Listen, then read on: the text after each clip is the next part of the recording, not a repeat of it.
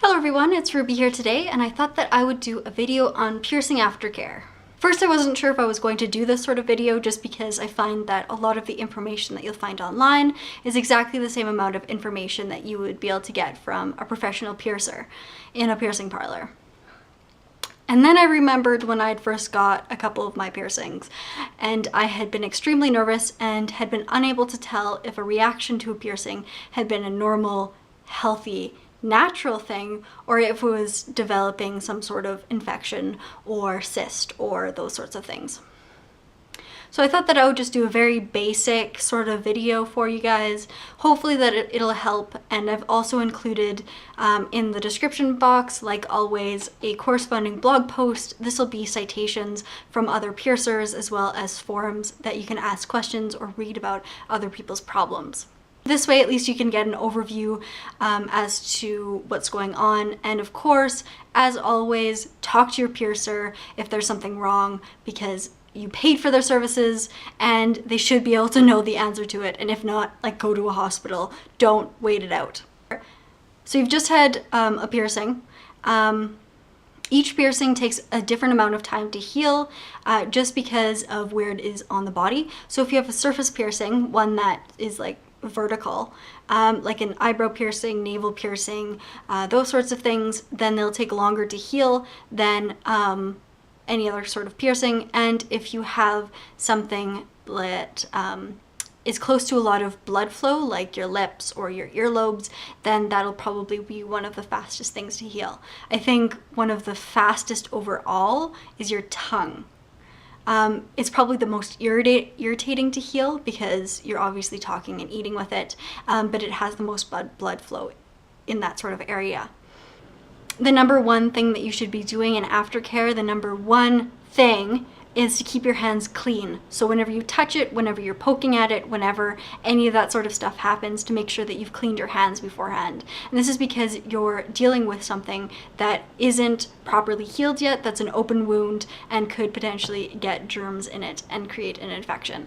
And that is the absolute worst, because you think that you're just completely sidestepping all of these other instructions. You think that you're just wasting time washing your hands or doing all these other steps, when in reality, you'll just spend a lot more time trying to deal with an infected piercing. So make sure to wash your hands before doing any of this. So twice a day, you should be doing some sort of sea salt rinse.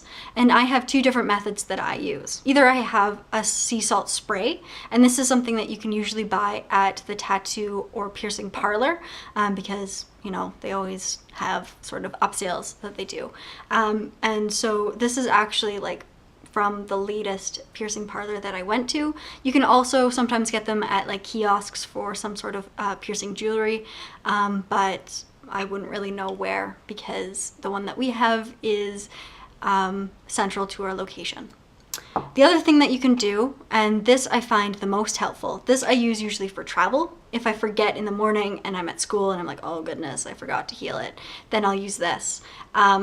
But if I'm at home and if my piercing is starting to bother me, then I actually have a bag of sea salt right here.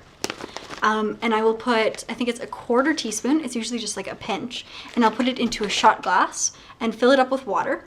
So this is like a shot glass, and I just used it, so it's actually pretty like dirty.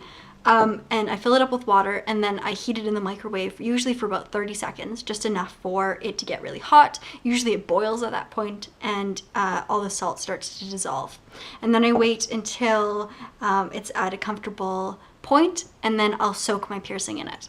And this, of course, is different depending on where the piercing is. So my one that's healing right now is cartilage, so I'll just soak it.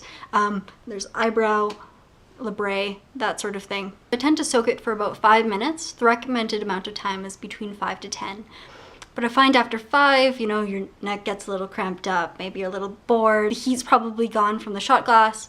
But of course, it depends on everybody's healing level, everybody's comfort level, and if you actually think that it's healed within, or not healed, and if it's been washed within the past 5 minutes.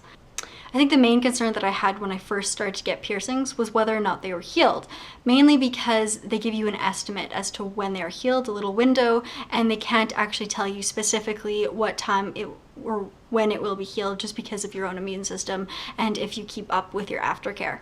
After about 10 piercings, I've started to figure it out, and I think that the rule of thumb is that if it doesn't hurt when you touch it and there's no like crusties, there's nothing coming out of it, and it overall just feels smooth and otherwise okay, then you should be fine, at least to change it, and to know overall that you shouldn't be playing with your piercing a whole bunch, no matter whether it's healed or not anyways, because that just wouldn't be that great.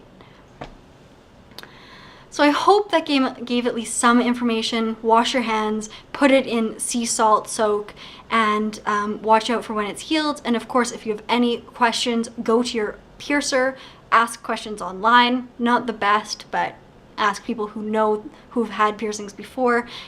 If you have swelling, if you have huge keloids, if something bad is going on, obviously go to a doctor and write me a comment. If you have any questions, any comments, any concerns, of course, put them in the comments. Thumbs it up, thumbs it down, or subscribe. And I will be putting out more videos like this in the future. So just tell me if this was instructive at all.